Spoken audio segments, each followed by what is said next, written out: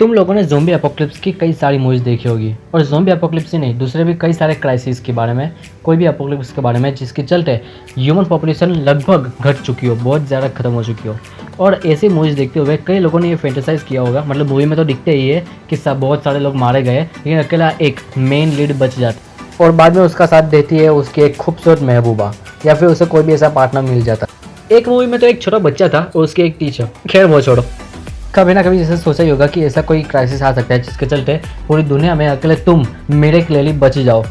वैसे सीरियसली को इस ड्रीम में बिल्कुल भी लॉजिक नहीं है और मैं यह वादा बिल्कुल नहीं कर सकता कि मैं तुम्हें ऐसी सिचुएशन फेस करा सकता हूँ।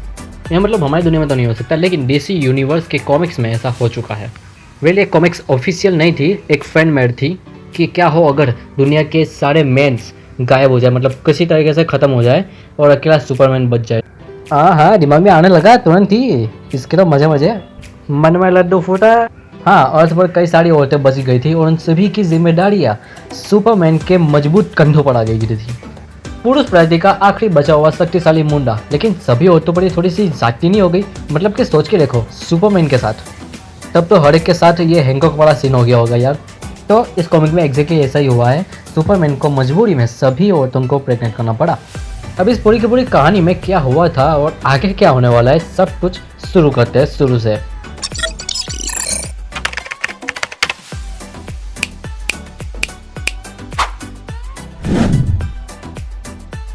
स्टोरी के स्टार्टिंग में हमें देखने को मिलता है कि जितने भी जस्टिस लीग के मेंबर्स हैं सारे के सारे हीरोज हेडक्वार्टर्स पे इकट्ठा होते हैं। क्यों? क्योंकि वहाँ पर अर्थ की तरफ कोई ऐसा कॉस्मिक स्टॉर्म आ रहा था जो कि बहुत ही ज़्यादा तेज़ी से आ रहा था। लोगों को लग रहा था कि ये एक खतरा हो सकता है अर्थ के लिए। वहीं पर सुपरमैन का ऐसा मानना था कि ये बस एक नॉर्मल मामूली सा स्टॉर्म है जो कहीं ज़्यादा इफेक्ट करेगा नहीं। और क्लार्क यही बात यूएस के प्रेसिडेंट को भी करता है।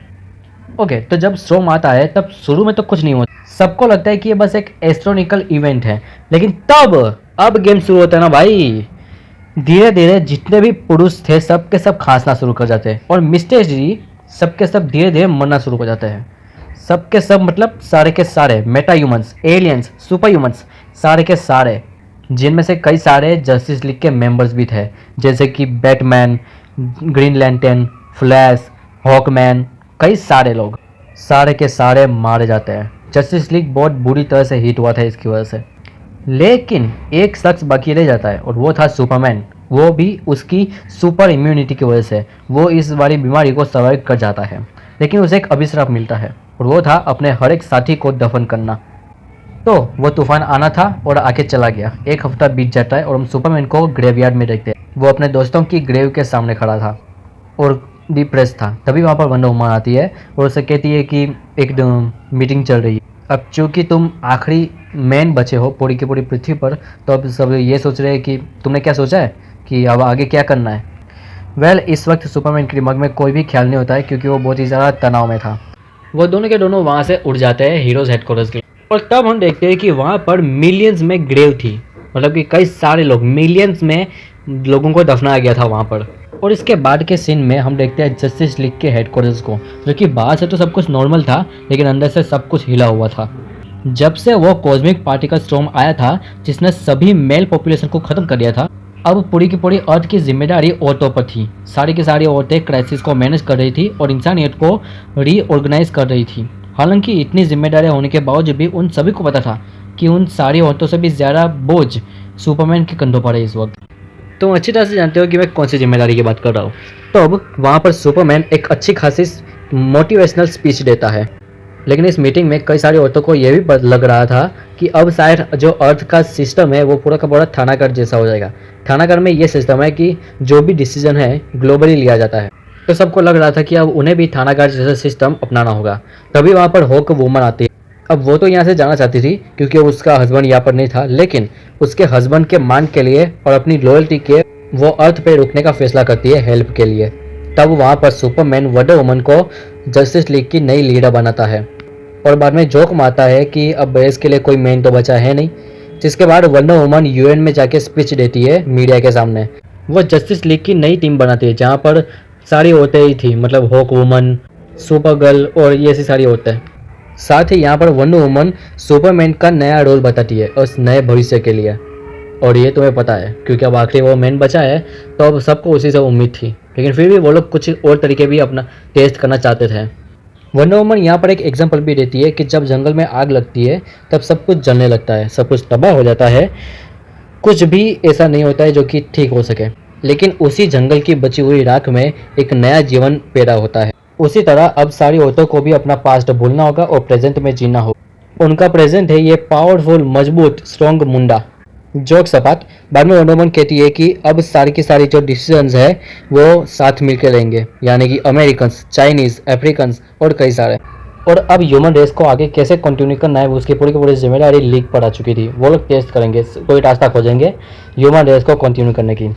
इसी बीच अर्थ पर सिटी में हमले हो रहे थे, मतलब कुछ कहीं पर एलियंस हमले कर रहे थे तो कहीं पर इवल मेटा वुमेन्स, और जिन्हें फीमेल सुपर हीरोज रोक रही थी। सारी की सारी फीमेल्स अच्छा कर रही थी, शिप्स बचा रही थी, लोगों को रेस्क्यू कर रही थी। काफ़ी दिनों बाद हमें देखते हैं कि सुपरमैन अकेला टाइटनों से लड़ रहा था, लेकिन उसे भी मदद की ज़रूरत थी, वो भी काफ़ी अकेला हो गया था। जिसके बाद सुपरमैन जाता है अपनी मोम से मिलने, जहाँ पर वो रोता है।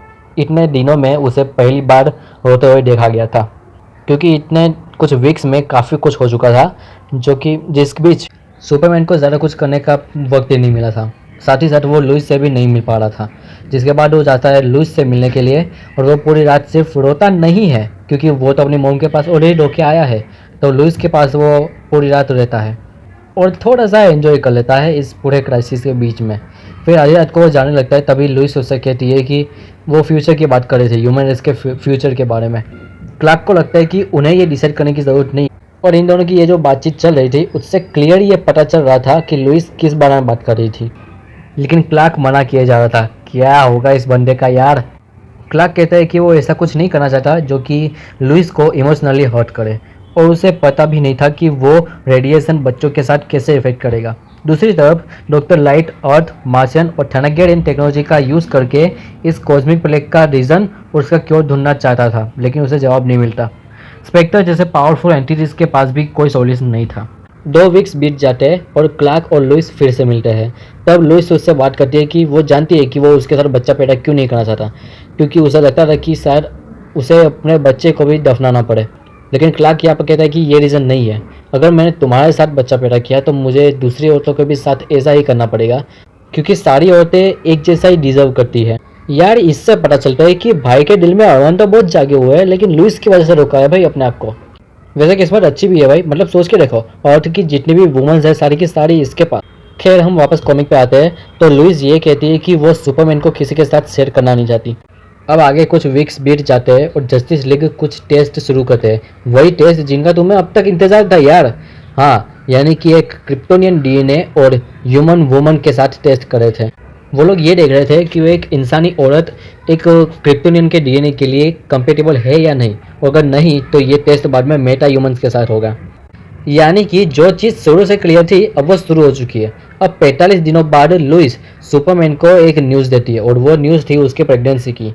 वो दिन याद है ना जब ये दोनों मिले थे और सुपरमैन रोया था, बस तो ये उसी का नतीजा है। तो अब ये न्यूज़ सुनकर क्लार्क बहुत खुश तो होता ही है, लेकिन अब वो ये सोच रहा था कि अब उसे यही सब दूसरे औरतों के साथ भी करना पड़ेगा, मतलब समझ रहे हो ना। अब यहाँ पर सुपरमैन लुइस से कहता है कि अगर वो चाहती है तो वो नहीं जाएगा, लेकिन लुइस उससे कहती है कि नहीं, तुम्हें रोकने की ज़रूरत नहीं है, तुम्हारे पास काफ़ी सारा काम है करने के लिए। वाह यार क्या अच्छी वाइफ मिली इसको। वैसे ये बात मैं कॉमिक के नज़रिए से कह रहा हूँ। वैसे लुइस के मन में अभी भी थोड़ा सा था, मतलब वो सुपरमैन को चाहती थी रोक दे, लेकिन वो उसे जाने देती है, क्योंकि एक बात तो उसे भी पता थी कि अब सारी की सारी जिम्मेदारी सुपरमैन के कंधों पर ही है। मतलब वो चाहे या ना चाहे सुपरमैन को ये सब कुछ करना तो पड़ेगा ही। अब सुपरमैन सबसे पहले जाता है डायना से मिलने, और ये न्यूज़ सबसे पहले उसे देता है। डायना काफ़ी खुश भी होती है, लेकिन इसी मोमेंट पर वो सुपरमैन के सामने अपनी फीलिंग्स को भी इजहार करती है। मतलब वो इतने टाइम से अपने फीलिंग्स को दबाई हुई थी, लेकिन अब फाइनली आज उसे बता रही है उसके बारे में। अब ये दोनों यहाँ से सीधे जाते हैं अमेज़न, और वहाँ उसकी रानी से मिलते हैं, और वो दोनों तय करते हैं ये न्यूज़ सारी औरतों के साथ शेयर करने के लिए। और हाँ, एक बात तो बताना भी रह ही गया, जो अमेज़न की रानी है इसी बीच वो इंसानों के सामने आ चुकी थी, मतलब विजिबल हो चुकी थी ह्यूमन रेस के सामने। तो हर जगह खुशी का माहौल था, सब लोग खुश थे कि अब फाइनली ह्यूमन रेस आगे बढ़ सकती है, हमें तरीका मिल चुका है। खुशी की लहर फैली हुई थी सारे के सारे औरतों के बीच में, लेकिन तभी ट्विस्ट आ गया ना भाई। अगर ट्विस्ट ना हो तो कॉमिक में मज़ा ही क्या आता है यार। बहुत बड़ा ट्विस्ट आता है यहाँ पर, और वो ये था कि सुपरमैन अकेला शख्स नहीं था जो कि इस पूरे क्राइसिस में जिंदा बच गया था। यानी कि सुपरमैन अकेला नसीबदार नहीं है, और ना ही वो अकेला है जो सारी औरतों का सुख ले सकता है। यहाँ पर हमें देखने को मिलता है कि उसका टकला दुश्मन लेक्स लूथर भी सर्वाइव कर गया था उस कॉस्मिक स्ट्रॉम को। अब ये कैसे? वो तो एक मामूली इंसान है, वो कैसे सर्वाइव कर गया भाई? लेक्स लूथर कैसे सर्वाइव कर गया, अब वो आगे क्या करने वाला है, क्या कांड करने वाला है, और इस कॉमिक में आगे क्या होने वाला है, वो हम देखेंगे आने वाले एपिसोड में। तब तक के लिए बाय बाय गाइस। और हाँ, अगर तुम लोग चाहो तो सब्सक्राइब कर सकते हो, मुझे अच्छा भी लगेगा। हम मिलते हैं अगले एपिसोड में, तब तक के लिए सी या।